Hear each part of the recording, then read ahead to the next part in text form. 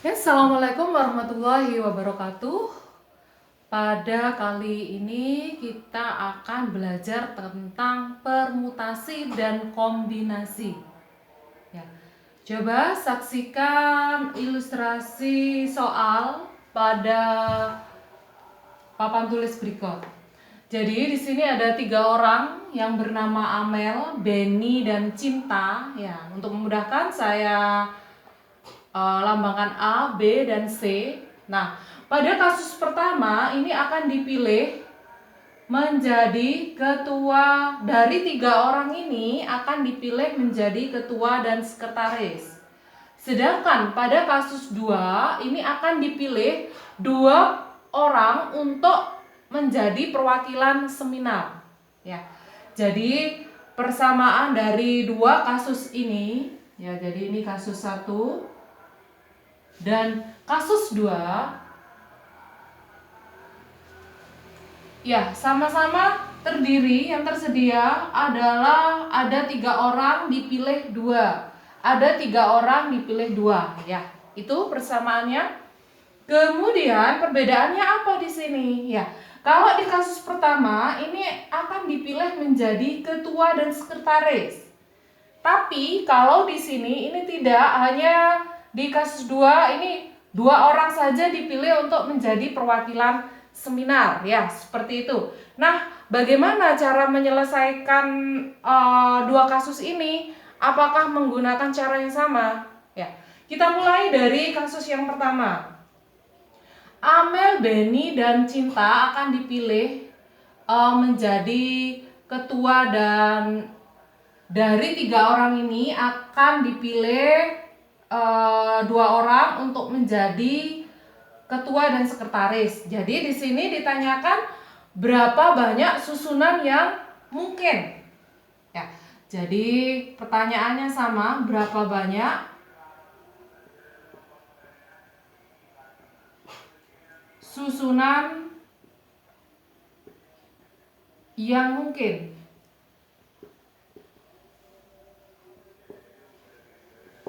Ya, kita mulai dari kasus yang pertama.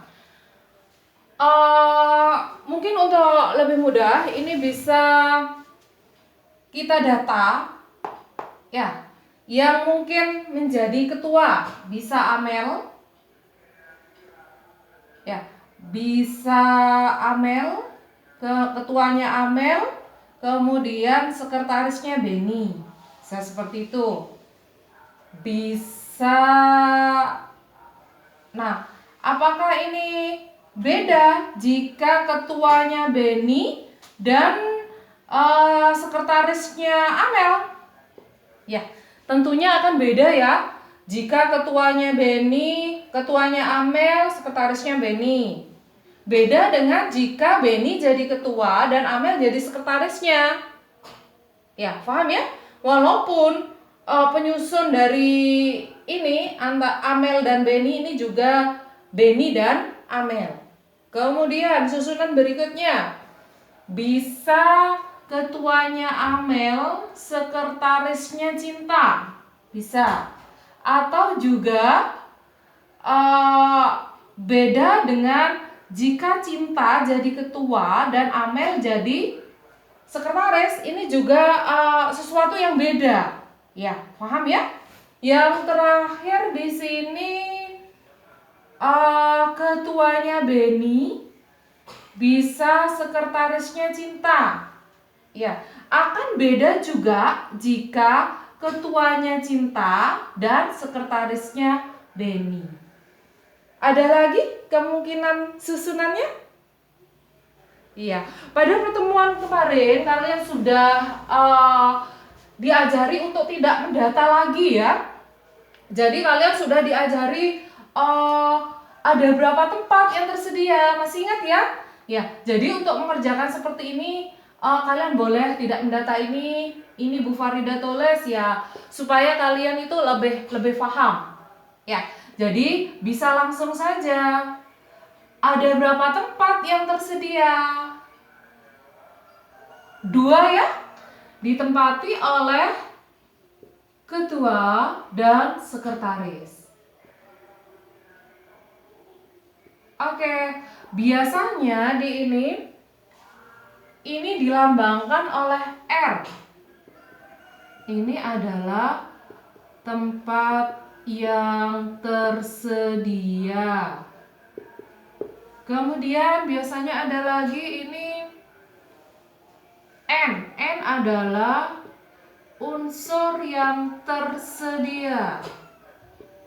Jadi kalau di sini unsur yang tersedia ini banyak cara untuk mengisinya ini.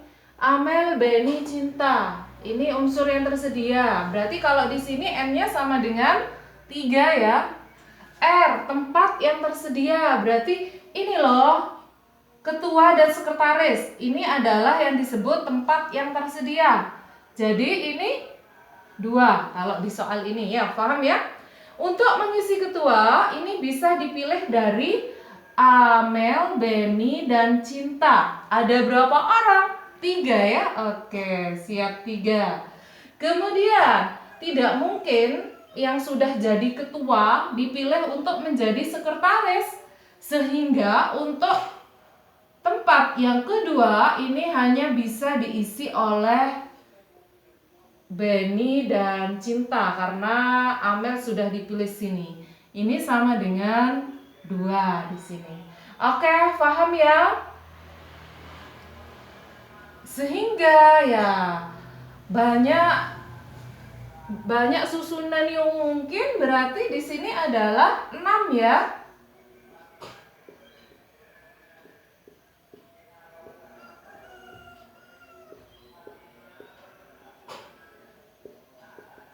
Ya, ini sama dengan 3 dikalikan 2 sama dengan 6. Oke, di sini kita akan membuat suatu rumus sehingga ini bisa digunakan secara umum. Ya, perhatikan. Kemarin kalian kan sudah diajari tentang notasi faktorial ya. Jadi kalau misalkan 3 kali 2, ini saya tuliskan 3 kali 2 kali 1. Ya. Oke, di sini kita cuman butuh 3 kali 2 saja ya. Berarti ini harus dibagi 1 faktorial walaupun nilainya sama. Harus dibagi dengan 1. Ya. 3 kali 2 kali 1. Ini sama dengan 3 faktorial. Oke, 3 faktorial ini mengacu di sini. Nah, untuk memunculkan 1 di sini, ini bisa dari 3 dikurang 2 ya. Ini juga 1. Jadi ini bisa kita tuliskan 3 faktorial. Oke, di sini 3-nya bisa kita ganti dengan N. Nanti ini akan berlaku secara umum. Jadi N faktorial dibagi 3 ini punya N min 2-nya adalah R. Jadi ini R faktorial. Nah, rumus seperti ini tidak lain adalah namanya rumus permutasi. Permutasi bisa dituliskan seperti ini. Atas bawah, boleh seperti ini. Ada yang nuliskan N-nya di depan. Ada yang nuliskan seperti ini. Atau ada juga yang nuliskan P dalam kurung N, R. Ya, jadi ini adalah rumus umum dari permutasi. Ya, paham ya? Jadi kasus seperti kasus nomor 1 ini disebut kasus permutasi. Dilambangkan dengan P. N unsur yang tersedia, R adalah tempat yang tersedia. Loh Bu, mengerjakannya kok sama dengan kaidah pencacahan di aturan perkalian? Iya, memang sama. Jadi kalau ada soal kalian nggak usah bingung. Loh, harus pakai yang mana? Boleh pakai yang aturan perkalian atau boleh ini N-nya berapa, R-nya berapa, terus digunakan rumus permutasi. Ini juga boleh. Ya, paham ya? Oke. Kalau ini sudah paham, kita ke kasus yang kedua. Oke. Dua orang dipilih menjadi perwakilan seminar. Oke. Yang mungkin sama ya susunannya ya. A B B A, Amel cinta, cinta Amel, Beni cinta, cinta Beni. Ya, perhatikan. Amel yang dipilih, Amel dan Beni yang dipilih, ini akan sama dengan Beni dan Amel kan yang berangkat? Ya, jadi ini dihitung sebagai satu susunan. Ya, paham ya? Ini dihitung sebagai satu susunan. Jadi kalau yang ini hasilnya 6, berarti ini nanti hasilnya adalah 3. Ya. Kasus seperti ini coba kita turunkan dari sini ya. Banyak susunan.